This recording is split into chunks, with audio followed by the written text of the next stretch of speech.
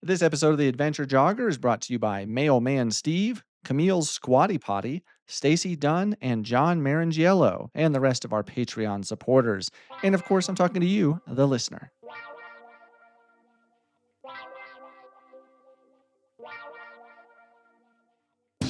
The Adventure Jogger, a podcast about trail and ultra running. Meet fascinating runners from the front, middle, and back of the pack, sharing inspiring and funny stories about life and running. Running should be fun, and so should running podcasts. I'm your host, Stephen Kornhaus, and this is The Adventure Jogger.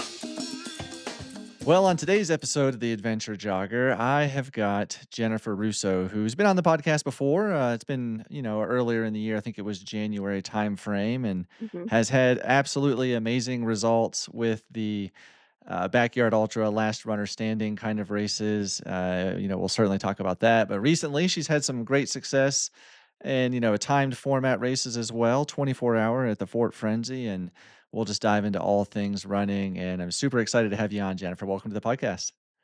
Thank you so much for having me. Yeah, definitely. I know I went back and re-listened to your original episode with Ryan, and just amazing. You went what, over 300 miles at a backyard ultra, right? Yes, it was 308. It was not this past May, but the May before. I just can't even fathom that. I mean, it's the furthest I've run has been 136 miles, and I think about running for like 3 days straight and running 24-hour hundreds for 3 days in a row. That's just so impressive. Well, thank you. It's not, it sounds harder than it is, I think. You know what I mean? Because like when I first heard about these backyards, I thought they were nuts. Like I just sounded awful to me. Right. But when you get in the middle of it, I mean, I don't know. It sounds harder than it is. We'll just leave it at that. Yeah, I guess when you get to a certain time in these formats, it's just kind of like I think you said in the last podcast, like speed kind of doesn't matter, and it's just the mental game of just keeping one Right. foot in front of the other and just keeping that mindset for 3 days, or Yeah. like Harvey who went 450 miles. I mean, just Absolutely it's incredible. Yeah. mind blowing, mind Yeah. blowing. It is. Yeah, It really is. Yeah. right.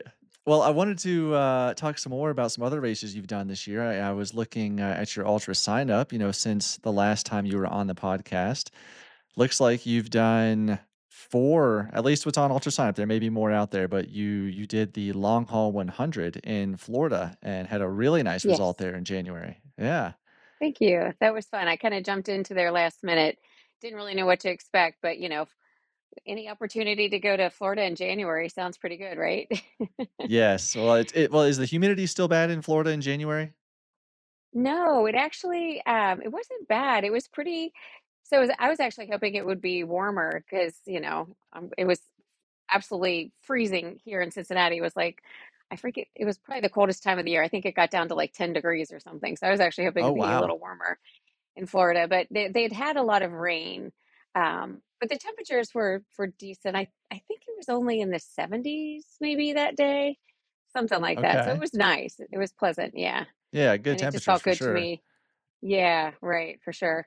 And they had a lot of rain, so there were, it was a looped course, so there were sections that you kind of would dread for, coming into them because they were, it was I'm trying to think how deep it was. Maybe I don't think it ever was thigh deep, but like it was definitely knee deep, like water in Oh some my places, goodness. and there were some muddy sections. Yeah, I think it wore, and you'd see a lot of people, a lot of the same people, because there were sections that were out and back, and you could just see, it was taking its toll, on a lot of people, Yeah. just that grind through the mud and the water. But yeah, And foot it took care its toll probably on was us. so important in Oh, that race.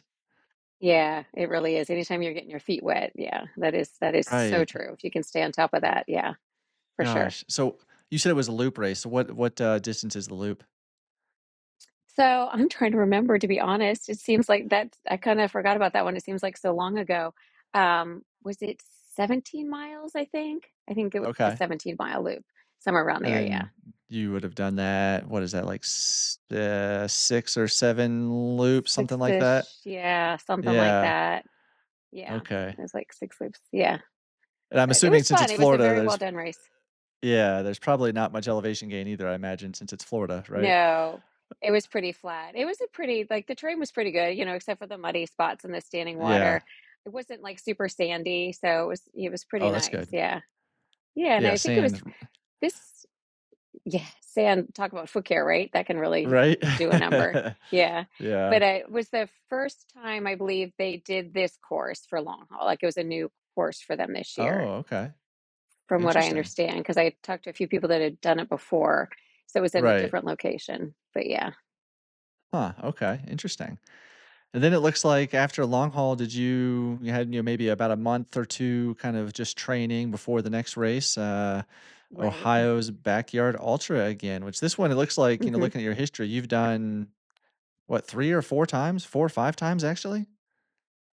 Let's see, was that my 4th? I get lost track, honestly. Yeah, it looks like quite a few Probably 4th times. or 5th. So that was my first ever backyard. It was, I guess it was during COVID, like coming out of COVID, and it's a backyard held on private property, and they had moved it. My oldest son's birthday is in March, and so that's when the backyard always was. And I kind of thought about it, but it was always right around his birthday. And then they moved it during COVID to November, which is around my birthday. And I'm like, well, happy birthday to me. Maybe I'll Yeah. try something new. And so I tried it and I wasn't sure. It sounded kind of awful because like I had followed Biggs a little bit and it sounded awful. And I guess I did it the second year that they had it. And I actually really enjoyed it. Like it was just so different. I'll never forget. I'm not a fast runner. So like, it's not like when you're on the start line, I'm not the one up front taking off. So it was Yeah. just so different though. But it's still like in a race, you get off that start line pretty fast and you're moving, right? But the backyard, it was just like, the bell rang and everybody just, you start up a big hill. So everybody just kind of jogs for a little bit and then Oh, you just yeah. start walking and talking. And it was just so different from any other race I'd ever done where it was like a big party in the woods. It was so social because you don't want to be in a big hurry, right? Because you want to make sure you're Right. pacing yourself on those loops. But it was so much fun. I really enjoyed it.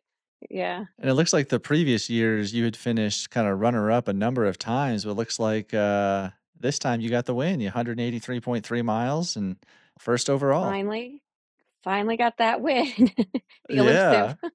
I've been the assist a fair amount of times. So yeah, it was nice to actually I was like, what is this? What is this? I actually finished last, the last person finally. Yeah. But yeah, that was a lot of fun.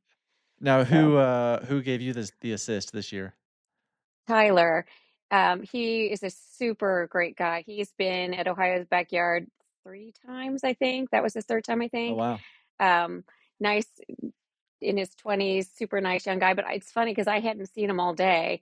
So in the past since I've been there a few years, like I had seen him in the past, and we never really chatted much because we ran different, speeds. And that whole race, like I remember I guess it was the second day, he was up front the whole time and he had his hood on. And I didn't even know who it was. And then when all of a sudden very quickly it went from maybe like 5 or 7 of us down to like just the two of us. I don't know what happened, but Oh, wow. the field dropped off super quick. So when it was just the two of us, and I turned to him and I said, "Hi." I said, introduced myself because I said, I haven't even seen you all day because, he was running up front. And then I realized who it was. I'm like, oh, it's Tyler. But anyway, super nice guy. But yeah, Yeah. so we never really ran together though, because it was, he was during the day, he was way faster than at night. We kind of went back and forth where I'd have a faster loop or he'd have a faster loop, that kind of thing. So yeah. Now, how was, you got 183 miles, which is Mhm. a crazy amount of miles, but for you, that's more on the lower end for a backyard, so were you still feeling like you had plenty to go? I was feeling really great. The only thing that I struggle with is when it's cold at night, that the cold air takes a toll on my lungs. So physically, Ah. like my legs, everything felt great. I felt like I could go forever, but my lungs were not happy. Oh, So, no. that was kind of taking its toll. But other than that, I felt really good.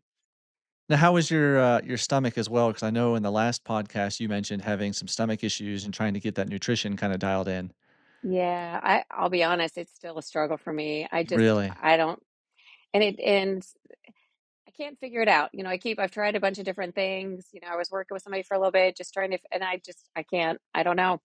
It's still a Yeah. mystery, and, it's the longer I go, the worse it gets, so, I don't know.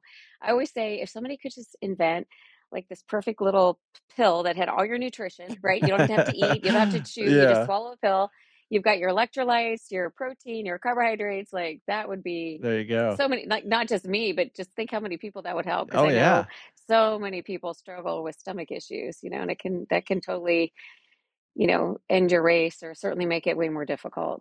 But Well, yeah. I think what you might need to experiment with then is, take your hydration vest and in the back, throw an IV and just have somebody put an IV into your arm, and you can get everything, while you're running, There you you know? go.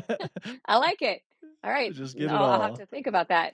There I you also wanted go. to ask too because I know you're from the Cincinnati area. You know, Harvey's from the Mhm. Cincinnati area, and before Ryan joked or you joked about the water in Cincinnati is what's making these amazing ultra runners. But I'm curious, what diet do you follow? Is there anything in particular, just daily that you do? There's so No, many different just trends or normal. diets now.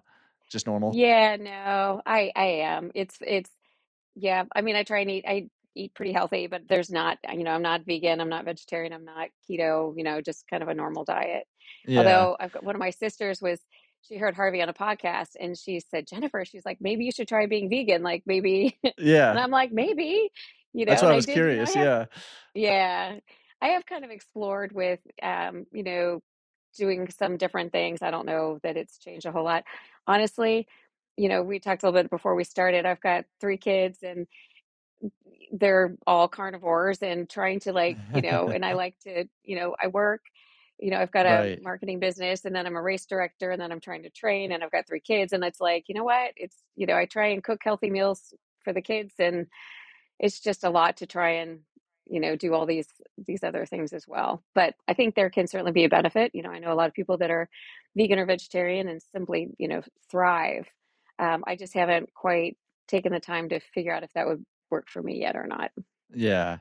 Yeah, I was just curious because I knew Harvey was, because he's very, Yeah, not sure, opinionated about it, but he's makes it known. sure. And since you're both from Yes. Ohio, you got the water. I didn't know if maybe you were vegan as well to say, all right, there might be something there. No. I know, right? Yeah, I don't know. right. He certainly knows what he's doing. It's certainly working He for him, that's for does. sure. Yeah. Definitely. Well, and that Great wasn't guy. your only that wasn't your only backyard ultra, because then just 2 months later in May, you ran the Capitol Backyard again, which looks like another one that you've run numerous times according to, Mhm. ultra That's my 3rd signups. year. Yeah. Yeah, and you had another really good result there. Unfortunately, it looks like you got the assist again this time, but really strong mileage, Oh, thanks. 266.66 miles. That's Yeah. just mind-blowing as well. So who was the winner of that one? Levi Yoder. He's a Levi Yoder. fantastic guy. He's been on the at Bigs. Um, he in last year he was so last not this year at Capitol, but the year prior. Um, we were down to 4 of us, and we made a pact that we were going to try and get to 300 miles because Scott Snell, who won last year at Capitol, um, he knew that that was a goal of mine. Like for a few years, I've been that elusive 300 I've been wanting to hit, and it's Right. always escaped me. So in 23, there was Keith, Scott, Levi, and I, and we said, all right, let's try and get to 300. So we were trying to work together. And then we lost Keith. I think he was having some heat and stomach issues. And then Levi hung in there a real long time, but I think it was the electrolytes were all out of whack. So then it was down to Scott and I. So this year, it was down to Levi and I, and our goal was we really wanted to set a new course record there. That was our goal, and so we were working together. And Levi is just one of the nicest people you'll ever meet. And I was battling the darn stomach again, and I don't know what happened. Like the Oh, first two no. days were really hot, and then but then the third day was nice and cool, and so in theory, things should be going better, and they were for a while. But then I guess that third day, I'm losing track of my days, but it was everything was going south. And Levi and I had been running together the whole time. And then I told him, I'm like, listen, I'm like, you go ahead. I'm not feeling it. And he's like, oh no. He's like, I don't want to leave you behind. I'm like, no, just, just so nice.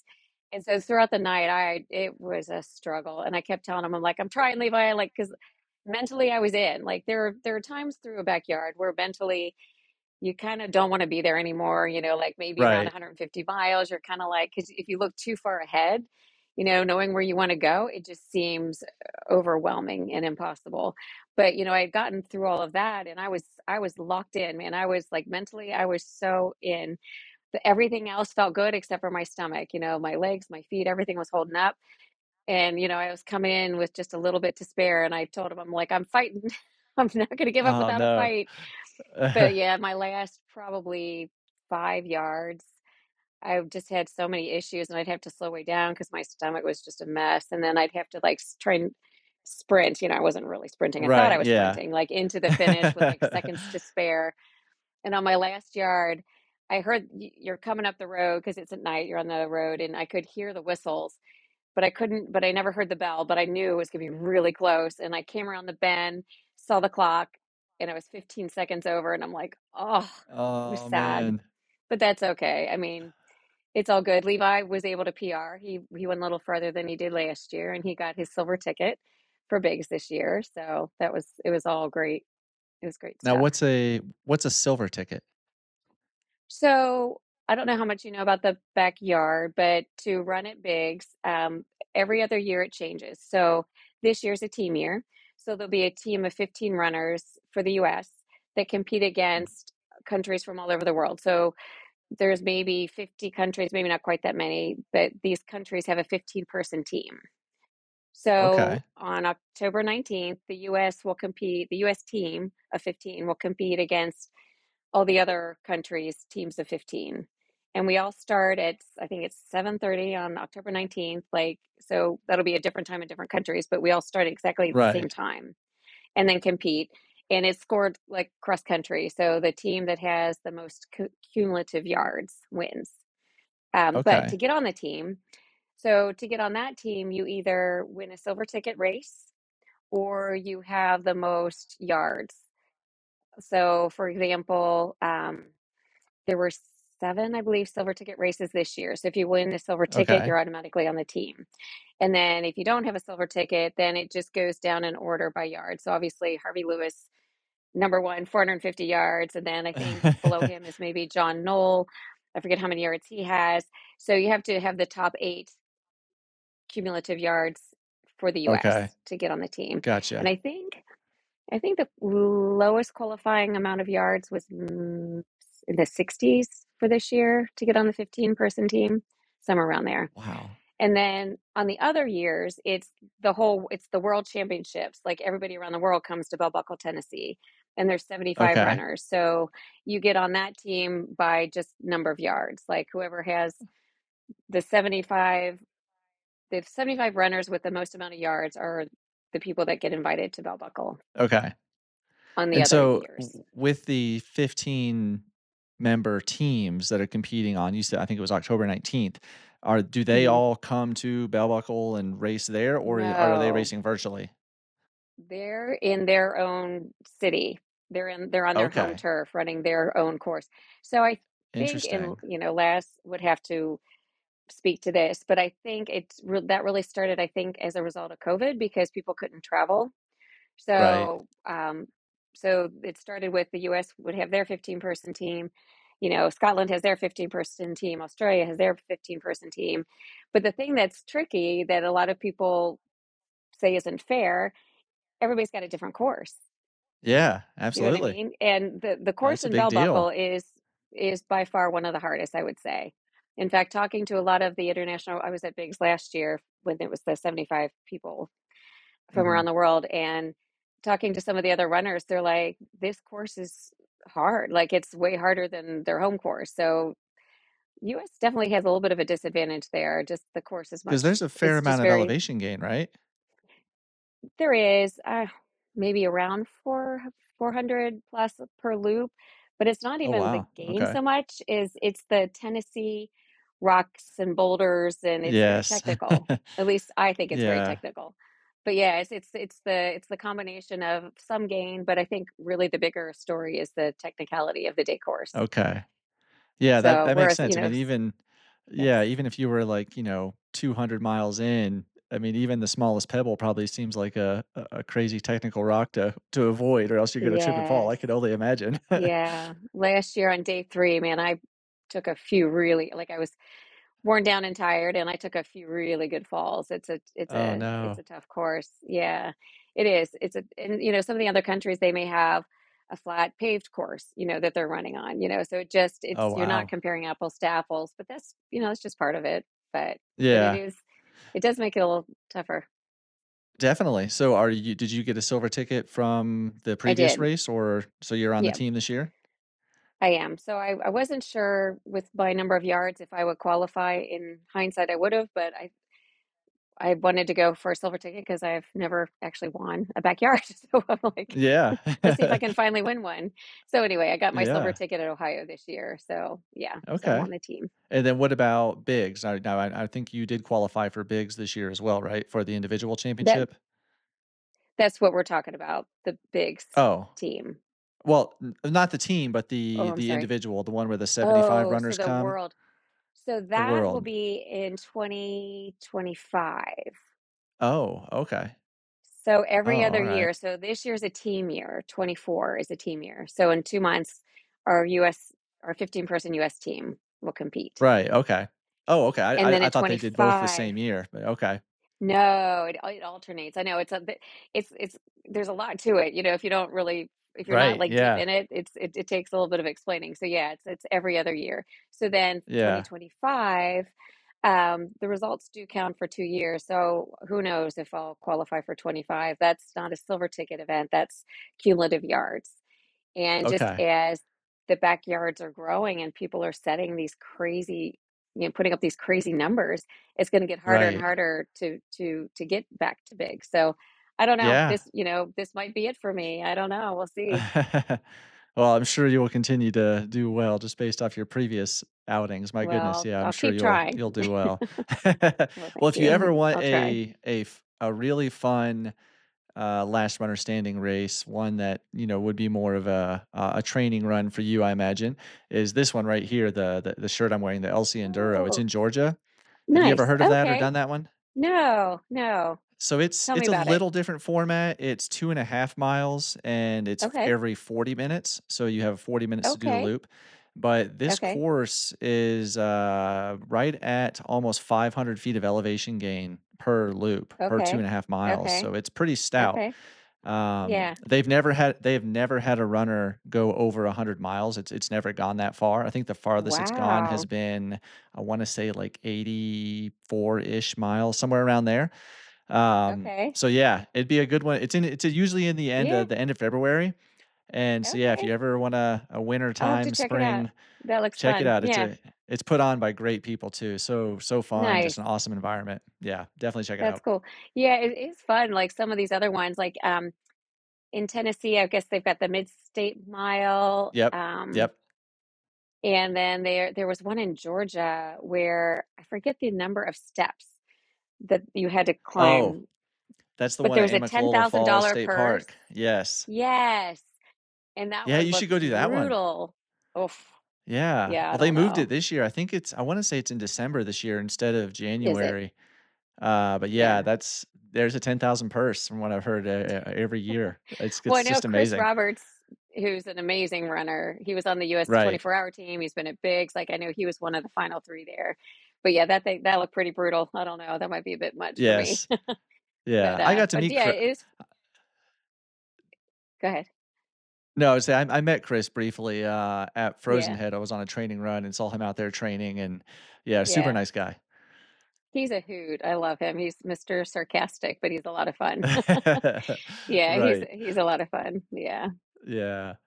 Well, then, obviously, I wanted to talk to you about the Fort Frenzy. So, the Fort Frenzy is a race in Tennessee, and it's in Hmm. August. So, it's crazy, ridiculous humidity.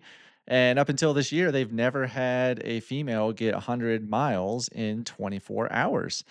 But you, with your experience in the backyards and just awesome base of fitness, were able to go out there and get it done. Oh, thank you. It was a lot of fun. It was one of those races like I really wanted to find something this summer and it was hard to to fit things in with the schedule. And I found that one and I thought it Yeah. looked interesting. And then, so jumped in really last minute. I messaged David and I actually didn't know he was the race director. I just sent a message out because it Right. was registration was closed. And he's like, "Hey, Jennifer, it's David." Because I ran with him at Ohio a little bit. And yeah, super nice Yeah. guy.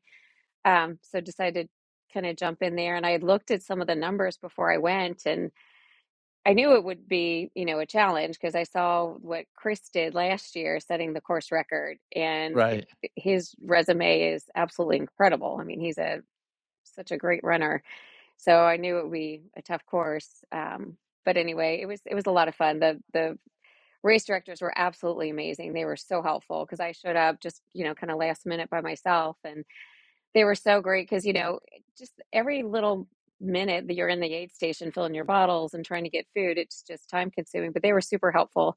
My bladder Yeah.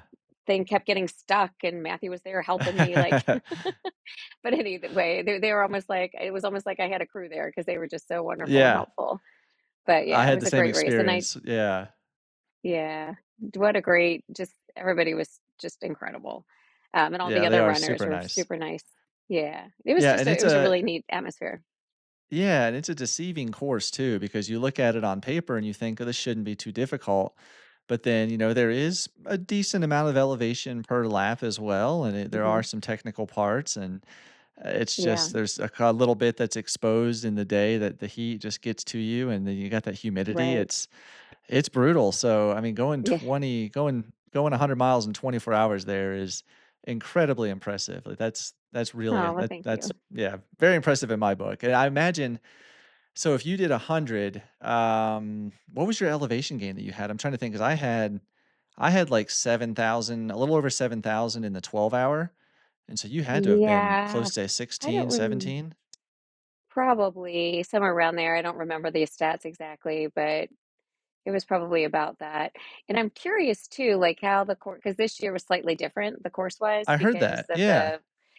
they had all those trees down, and I guess there was one massive tree. They had to get a grant to get a chainsaw big enough to like remove it or Oh something. my gosh. But yeah, but they were saying that the park did an amazing job, like helping to clear out all the trees that had fallen. So they were really pleased with that. But there was one that it was just too big to move.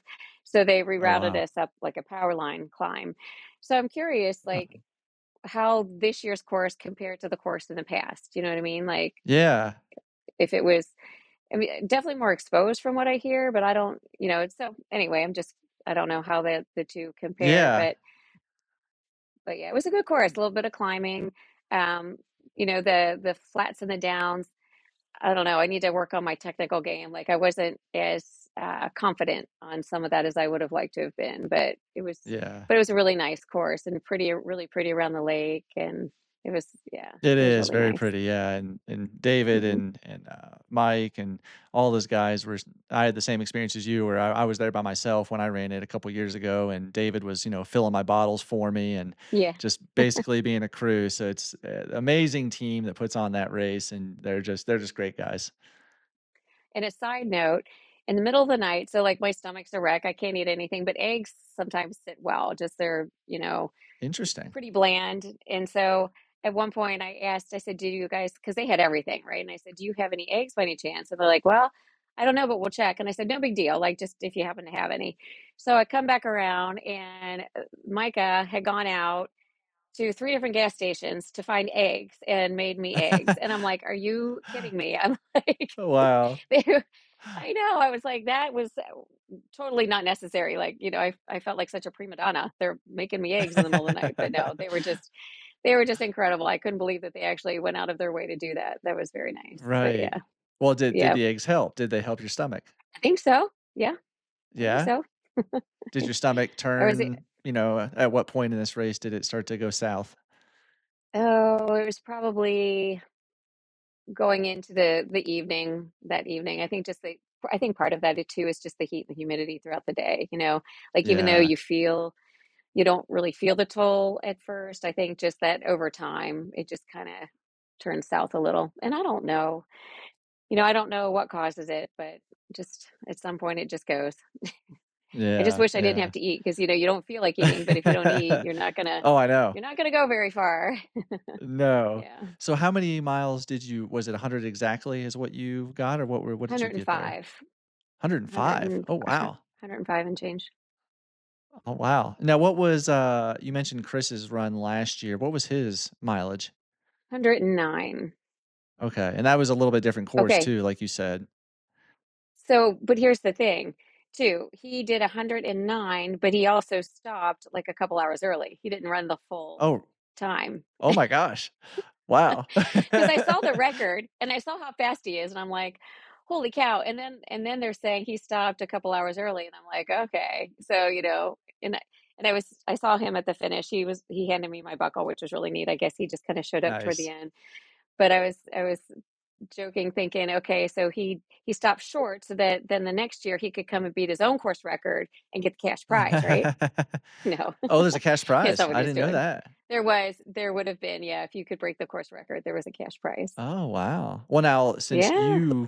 you set the course record, or did you get a cash prize since you no? No, overall course record. So you'd have to do, Overall, okay. yeah, yeah, 109 plus or Gotcha. over 109. Yeah, Right, 'cause then yeah. you gotta go back out for that other lap and get whatever it would be, 112, which I think it's like a 3-ish Yes. mile loop, if I remember right. 3 and a half, maybe, Yes. 3.7. 3.6 ish, something like that. Yeah. Yeah. Okay. Gosh. Well, Hmm. what so I know I had another guest on this year that ran the 12 hour, and he talked about the course change with that power line cut because he's also run the year I ran it, which had the other normal course. And he did say that he kind of felt that this year's course was maybe a little bit more difficult with that power line section. Because like you said, you were exposed for a little bit longer, and just Yeah. that Tennessee heat and humidity in the day, Yeah. it gets Yeah. to you. Yeah. So it's interesting because, like, was the actual course harder or was it the exposure that was harder or was it, you know what I mean? Like, who knows? But was that Yeah. Brian? Yeah, it Yeah. was I met Brian. Yep. him on his second to last lap. I met him. We ran together for just a little bit and he was saying he was going for the course record. And so that was really cool. He seemed like a super Nice. great guy. Yeah. Yeah, he So we really chatted is. for Yeah. just a few minutes. Yeah. Yeah, Nice. definitely. That That's was cool to cool. see him get it. Yeah, yeah, he did a fantastic job, and, yeah, I think he got 63-ish miles, something like Hmm. that, for the course record on the 12 hour, which is a stout record for sure with Yeah. that course. Yeah. Definitely. Yeah. Yep. Well, and what else do you have planned the rest of this year? Any more backyards, hundreds, or just what do you got?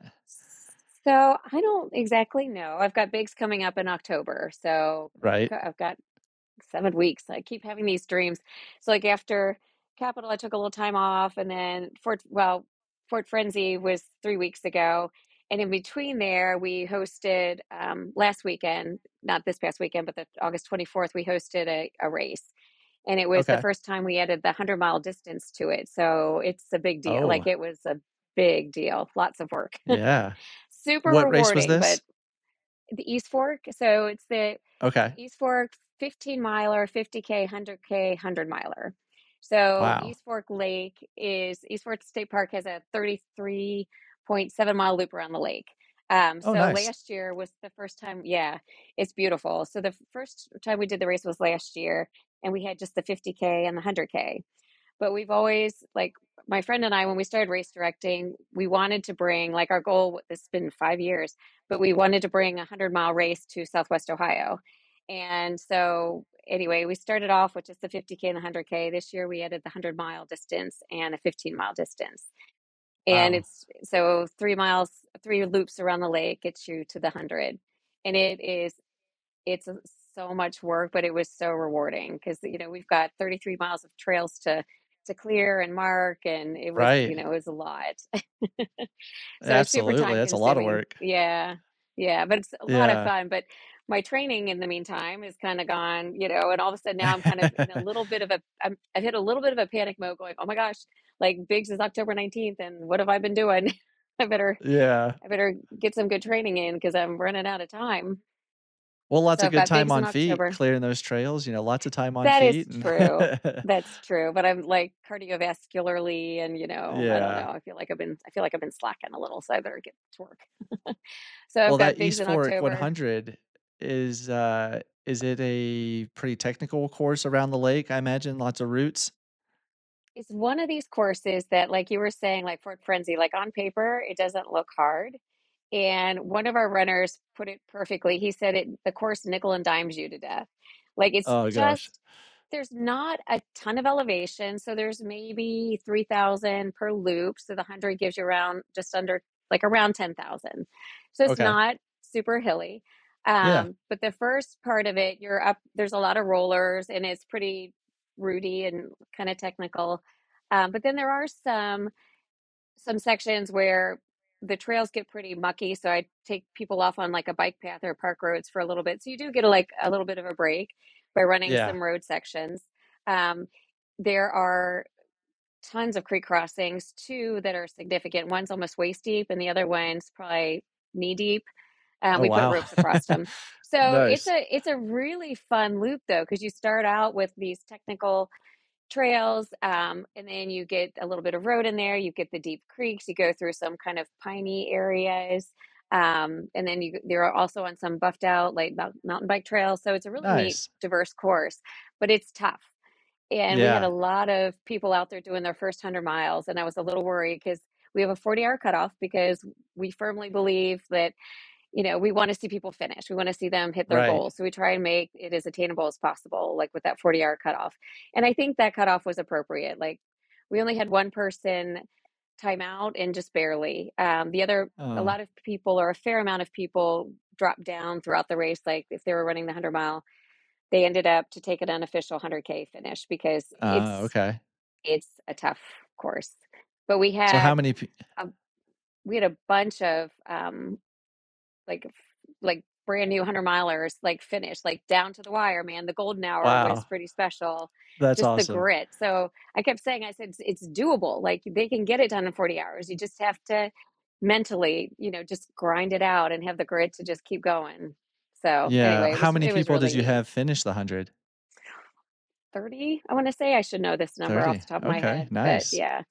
And But it especially with a was lot of those being first timers, that's awesome. yes, yeah, it was a tough course. Yeah, but it was a lot of Yeah. fun, and you know, I think it was a little harder than some people expected, but anyway, but it Yeah. was neat.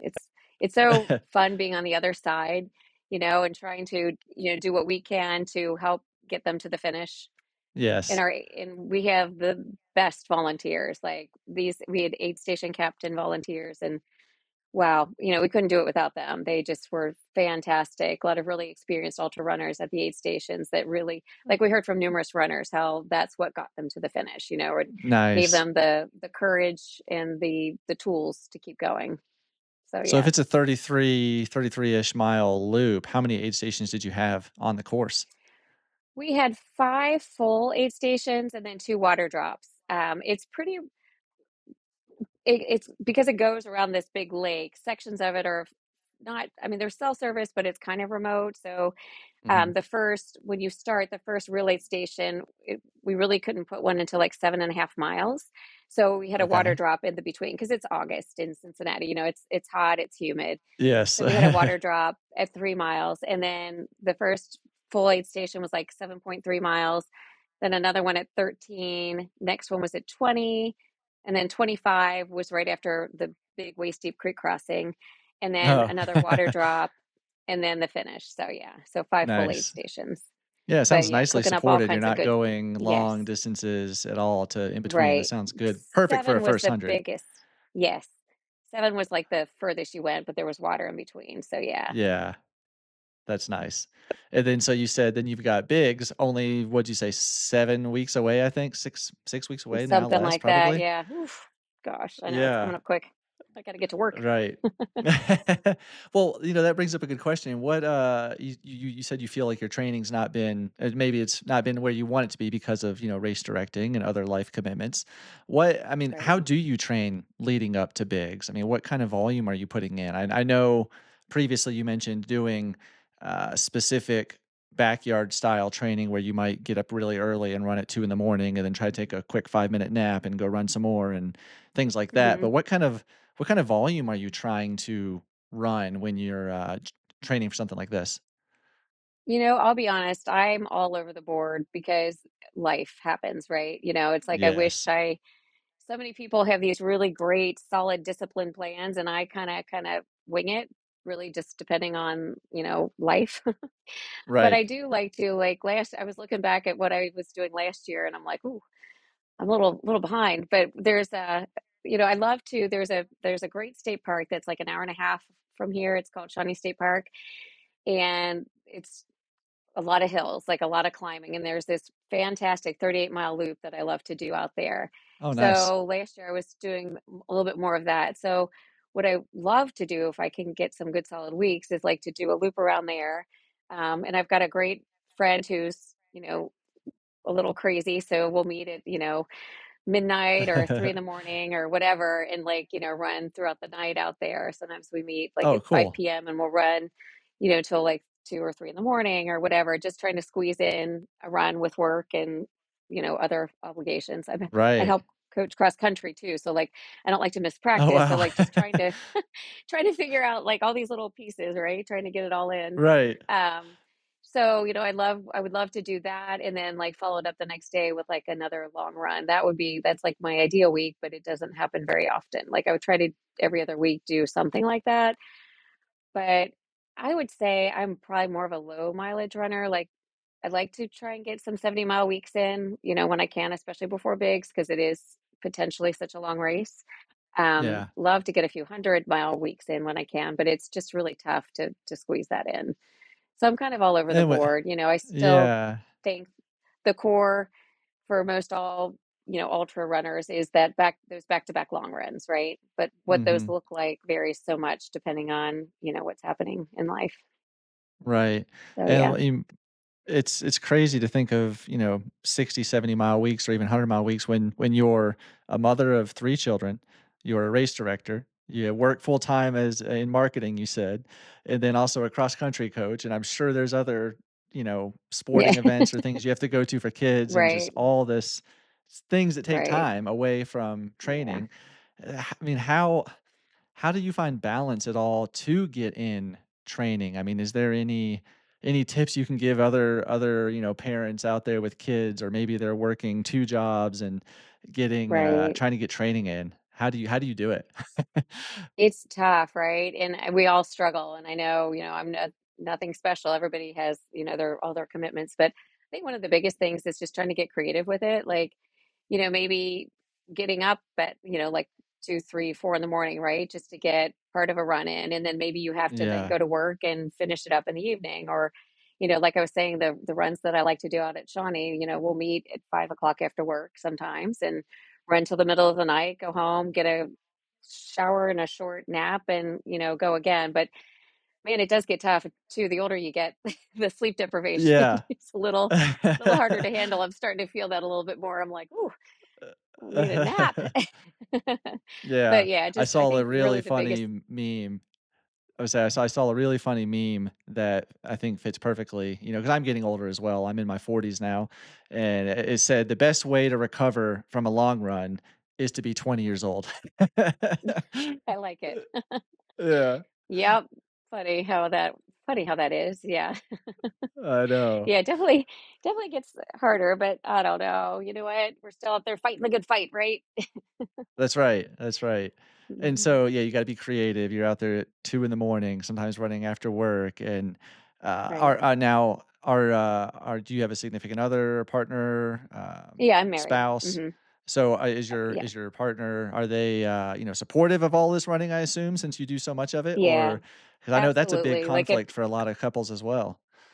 it is really tough because it is so time consuming and it don't get me wrong, it can be tough, because it Yeah, requires so much time and he's my husband's not a runner, but he has evolved with this. Like I didn't really start I started running ultras when I turned 50. I did 50 for my 50th, but before that I had done some marathons and stuff. And I always would try to, because I work for myself, my hours are kind of flexible, and it's such a balance because I do really try to, like, I like to be home and cook dinner. I like to try and be home on the weekends, because so I try to balance it out, but it is tough, and it can cause a little bit of stress, but he's been really great about it, especially just That's good, yeah. he sees how happy it makes me. And it's one of those things. I'm a better person because of it, because it just mentally, it's so good for me.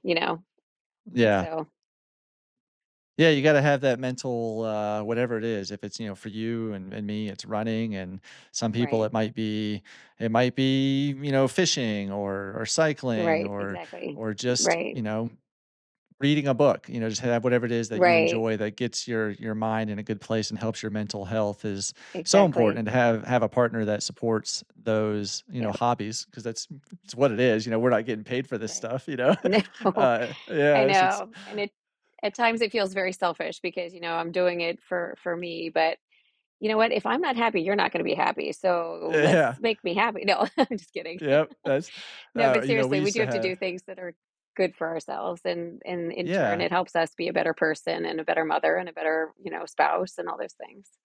Yeah. yeah. Now I'm curious too, since I know you said you have 3 kids. Do any of your kids, run, or did they pick up on the sport at all from seeing you and the joy it brings you? So my oldest was a swimmer, and he did do one half marathon without Oh, any cool. training. Oh, Yeah, wow. and he could hardly walk the next day. But anyway, Yeah. so he doesn't love the running thing, but he does work out and stuff. And then my younger two both ran cross country. My middle son's Oh, now at Ohio cool. State, and he's so funny. He'll run some of our, like, one of our races we do is called the night outs at night, and we have a marathon half and a 10K, and he'll do the 10K sometimes, but he really has no interest in running anymore, which is kind of sad. But then my daughter runs cross country, and she actually kind of joked, kind of serious about trying a backyard someday. I don't know. Oh, It'd have to be wow. like in her off season, like just for fun, which would be cool. Yeah. But yeah, so she runs, and she actually is probably the one that enjoys it the most, I guess. So yeah, Now I you hope. mentioned you were a cross country coach as well. Did you ever coach her? Yes, that's who I'm helping coach for her school. Yeah, Okay. yeah. Well, I kind of fell into it. yeah, you just kinda fell into it. You got somebody probably saw, "Well, this Jennifer girl has been winning all these backyards and doing awesome. Well, let's get her to coach." No, it's more like we need somebody to help. Can you help out? You're here Yeah. picking up your daughter anyway. Can you show up and, and help? So no, but it is interesting because, like, trying to, like, I was never a 5K runner. I didn't really, I ran track in middle school a little bit, but then I didn't run till I was an adult, and I kind of jumped pretty much into the marathon. So, like, the whole 5K thing's kind of foreign to me. So I'm Right. learning as I'm going. But I think the thing that I can offer the kids more than anything, I try to offer them, like, kind of the mental aspect of it, and just that Yeah. pushing to keep going when you don't want to keep going, and that, the hard work pays off, and that kind of stuff, as opposed to specific, you know, you need to run your 1,000-meter repeats at this pace or whatever. That's what the head coach is for. Yeah. Yeah, Mhm. yeah. That's so cool. Is my daughter just turned 6, my youngest daughter, and she is now in Nice. her 2nd season of cross country, and so she did it as a kindergartner, now she's doing it as a 1st grader, Nice. and Oh, she's that's so really cool. I didn't enjoying know it. they She's like yeah, I it's, didn't know they had well, cross country that young.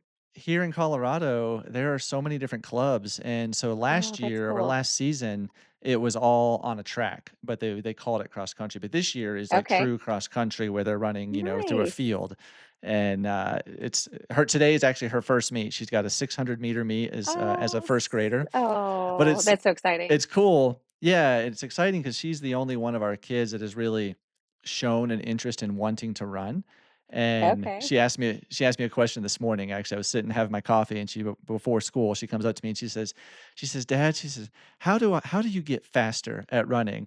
And so I was like, "Well, you Oh, just gotta do some intervals," and then talking to her a little bit, but she just loves doing it, and it's so much fun watching her, and oh, she's that's so she's cool. quick. She's quick too, so That's it's a lot neat. of fun. That is I gotta brag exciting. I gotta brag on one of my son. I just talked about my daughter. I gotta brag on my son for a minute too. So, when he was 8 years old, so my wife and I used to put on races in Tennessee. We had some property and Okay, had a little 2-mile trail, so we did a nice. 6-hour event at our house, and, well, 6 and a 12-hour, and the one year when he was 8 years old, he wanted to run the 12-hour, and so he ended up running for like 11 hours, and he ended up getting 30 miles at 8 years old, and so we Wow, were that's we were super incredible. impressed, and yeah, it was Wow, you're cool like our because future Olympian here. I know, right? And That's neat. Oh my gosh, that's if cool. if he would stick with it and train, I'm sure he could do really well, but it was awesome watching him push through the pain. That's cool. That's really impressive, especially at 8 years Yeah. old. That's Yeah, cool. I mean, gosh, 8 years old, I probably only ran, to the next tree, Exactly, to something your like friend's that, house. Exactly, Right, get on the bikes, yeah, right? Well, I right. was curious, as a cross country coach and a mother, do you have any advice for people that do have kids in cross country or ways to, not force them into running, but keep them engaged and keep them, maybe wanting to explore it further? That's a tough one. So some of the kids, like I see so many different types of kids in cross country. Some are there purely for the social aspect, and Yeah, some are there like driven, man. They've got their own plan that they've come up with. They've got their goals there and how they're going to get to their goals. So I think so much of it is understanding, like as a parent or as a coach, understanding the kid and what makes them tick. In fact, we're actually in the right. process of kind of going through some goal setting with our kids because on a daily basis when the kids are out for a run, like I'll run with different groups usually, and some of the kids, like the minute you're not looking, they're walking. You know what I mean? And they want to just walk and talk and socialize. Yeah, And the other kids, they're pushing, they're working super hard. So I think a lot of it is understanding what makes it fun for them. So I think because I think running is one of those what is one of those things you can do lifelong, right?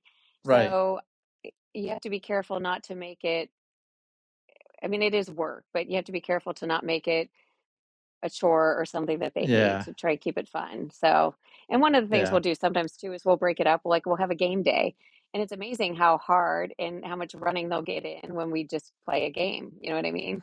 So just trying to keep it fun, whether it's for your kids or whether it's for the team. We Right. need to have the serious interval days and hard stuff, but also just try and incorporate some fun into it too, so that they enjoy it. Yeah. Because That's you're so much more willing to do something if it's enjoyable, right? absolutely, yeah, and it's the program that my daughter's in it's an elementary school, so it only goes up through 5th grade, and so they've Hmm. got, like, 4 circuits they go through, and it's kinda like you said, they have, like, a game at one where they're doing something, but there's different running elements to that game, and then they'll, maybe run a lap and do different things. They Yeah. they keep it fun for that age group, which is Yeah. important. Right, for sure. Yeah, Yep. yeah. You wanna instill Well the love of running. exactly, yeah, you wanna instill that love, and it kills me too because 'cause I'm injured and she loves to go out with me, and, Oh, like, I'll take her to a little trail and, like, we'll go, like, hike, run a little bit, and she loves that, and I just can't that's cool. can't do it right now, so I Oh, need to I'm get back sorry. healthy so I can run with her. Yeah, exactly, exactly. Yeah. Yeah, for sure. Well, I know you said you've got bigs coming up very soon, but then Mhm. after bigs, will you take some time off and rest or train for another race? What do you have after that? I kind of wing it a lot, so I don't really know. So I've got bigs in October. I don't really have anything. Well, I have one other thing scheduled. I was asked to run the Dead Cow Gully backyard in Australia next summer. Oh, wow. So yeah, it was kind of cool. The race director out there reached out to Harvey Lewis and some of the bigger names, and he's just trying to get together a bunch of Sure, yeah. backyarders with some higher numbers. So that's kind of cool. So I plan on doing that next June, but that's the only like concrete thing I have. So there's a few fun things that I'll look at. I don't know if I've been at Ohio the past 4 or 5 years. I'm not sure if I'll Yeah. go back there or not in March. So we'll see. I'm just gonna kind of take it as it comes. So the race in Kind of see how Australia it goes. in June, will that be their winter time? June? Yes, it's kind of fallish Okay. heading into winter. Yeah. Okay. Yeah, I would say what kind of temperatures can you expect? Because I mean, yeah, normally Australia you think So is incredibly hot. Yeah, so I know Harvey did it last year, and I wanna say during the day it was maybe 70s, so not super hot, Oh, that's but not then the bad. nights Yeah. got yeah, the nights got pretty cold, though. I think it got down into maybe the 30s at night, so I think it's really kinda it's kind of the change of season, so you don't really know what you're gonna get, but it's Yeah. kind of like the end of their summer into the beginning fall. So, yeah, I don't That's think gonna it'll be be super interesting hot. for That's gonna be interesting for training because you'll be training in Ohio up to that, in hot, humid weather, and then go over to a winter time, but Yeah. still get up into the 70s, and I've never Yeah. been to Australia, I don't know much about it. Do I you haven't know, is the either. weather humid or is it dry over there? Do you have any idea? I don't know. I really don't know. So, yeah, Huh. I don't know. Could be a whole It's new exciting and experience. terrifying. Yeah, it's Right, exciting and yeah, terrifying because it's so, like, I don't know, so different, so far away. But, yeah, yeah, so that and curious how your that could stomach will be handle, the international travel oh as well gosh. and all that aspect of Yeah, it. you and me both. Right? Yeah, gosh, that's gotta be Oh, like a 20-hour flight. it's more than that. I forget what Oh my the gosh. yeah, I forget. I can't remember. I looked into it a while back, but yeah, it's a lot of travel. But so yeah, so we'll see. I don't know what the spring will hold. I'm sure I'll take a little break after bigs, and then who knows? Yeah. See if there's something in December, or January. Well, I've got a couple of questions here that I had, Sure. I've generally asked most of these or some of these to my guests, and you being a race director has an interesting perspective on this one here. So, if you could design your dream ultra course, like where would it be and kind of what would it look like? Oh wow. Okay. Mountainous probably. Okay, so mountainous with low altitude though. Okay. Like, I love the mountain races, but I don't do well with altitude, so a perfect race course for me would be something in the mountains, but not up too high, So, like just the with Great Smoky gorgeous Mountains, views. maybe. Yeah. Yeah, maybe, like a point to point or a big loop, like, my favorite courses are probably, like, point to point or big loops with Yeah. beautiful views and lots of good climbs, but not too high so I can breathe. Yes. That would be the perfect course for me. Yeah. Breathing is a good thing. Yes, yes, Yeah. exactly. As somebody who competes in last runner standing, backyard styles, do you have any like pre-race kind of superstitions or things that you have to do before every race?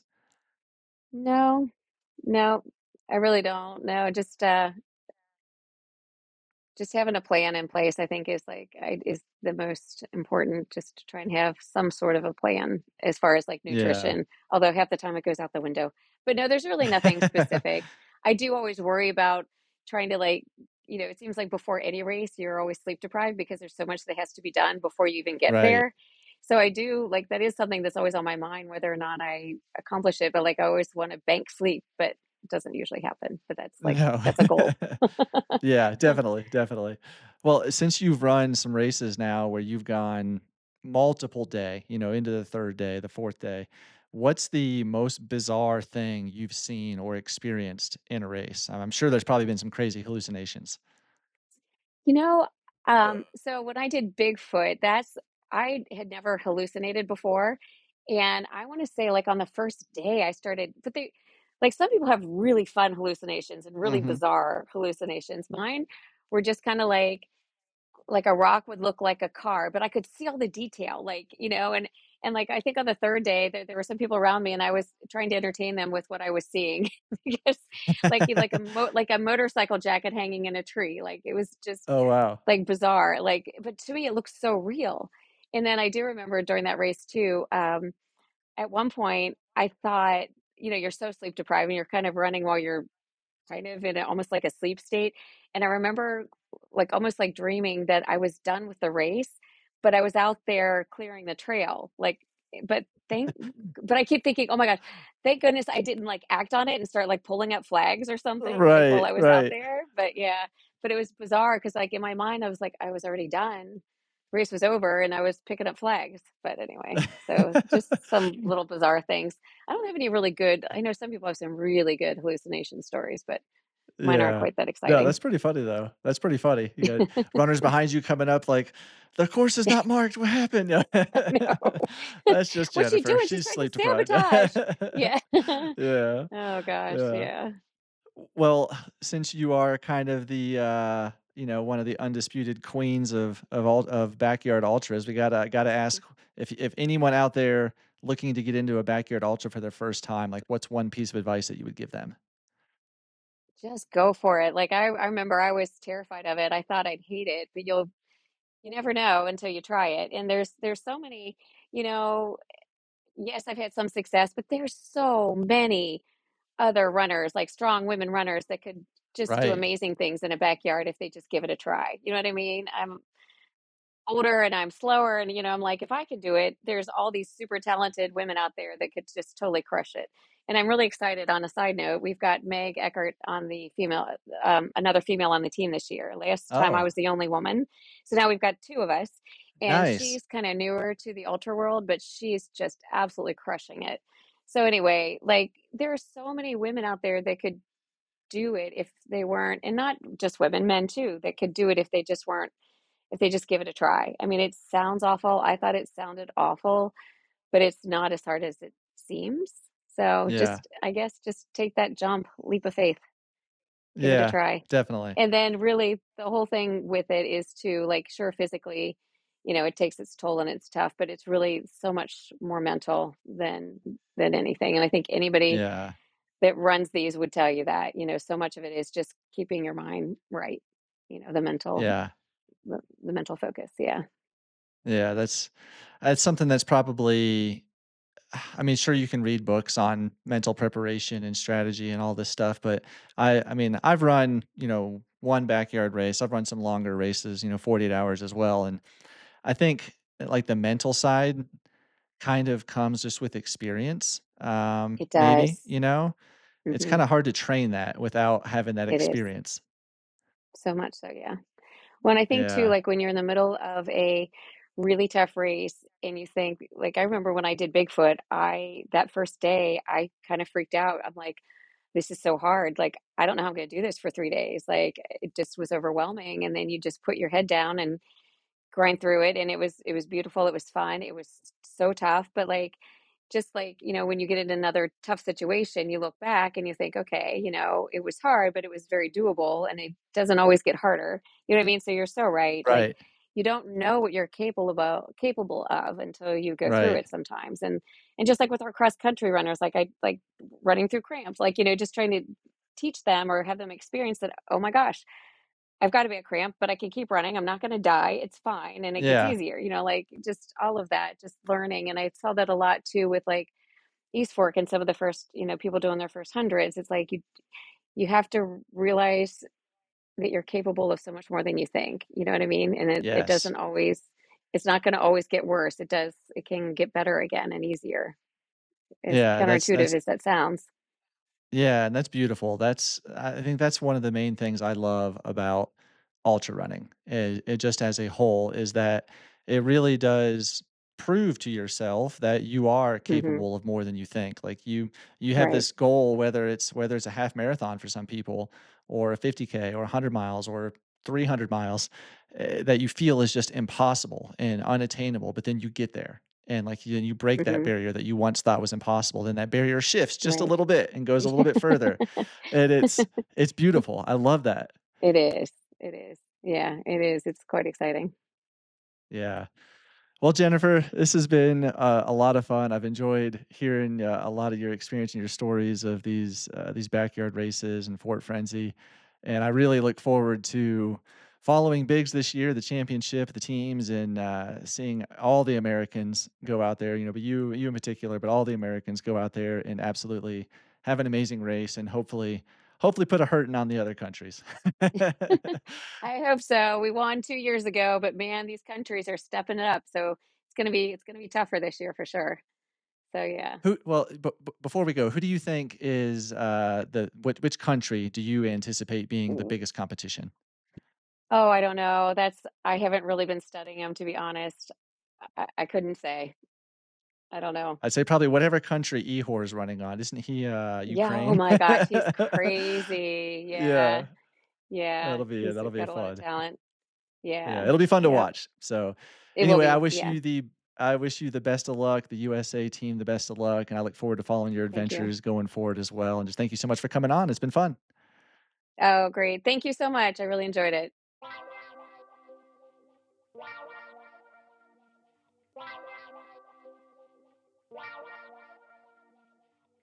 If you enjoyed this episode of The Adventure Jogger, please consider joining our Patreon and be sure to follow us on Instagram, YouTube, Facebook, and TikTok for more content like this. Without your continued support, we would not be able to produce this type of content. So thank you so much to everyone that has listened, followed along, subscribed, liked, commented, you name it, donated on Patreon. Thank you.